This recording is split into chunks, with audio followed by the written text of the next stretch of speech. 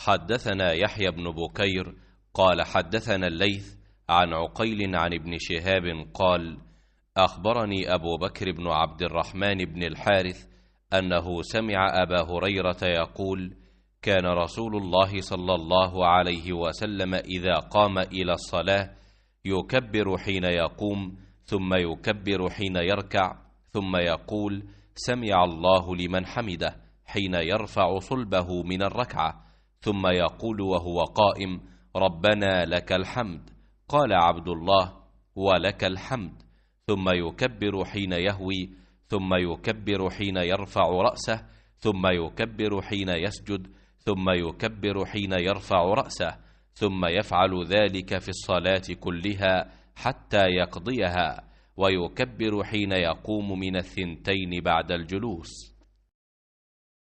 ابو بکر بن عبد الرحمن بن حارث نے خبر دی کہ انہوں نے ابو ہریرہ رضی اللہ تعالی عنہ سے سنا،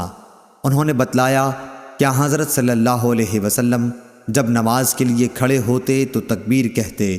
پھر جب رکوع کرتے تب بھی تکبیر کہتے تھے، پھر جب سر اٹھاتے تو سمع اللہ لمن حمدہ کہتے،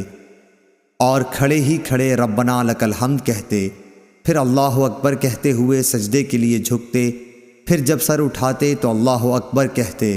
پھر جب دوسرے سجدے کے لیے جھکتے تب تکبیر کہتے، اور جب سجدے سے سر اٹھاتے تب بھی تکبیر کہتے۔ اسی طرح آپ تمام نماز پوری کر لیتے تھے۔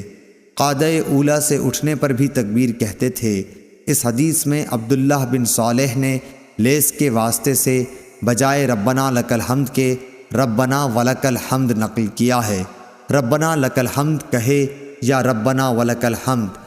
واو کے ساتھ ہر دو طریقے سے درست ہے۔ صحیح بخاری حدیث نمبر 789۔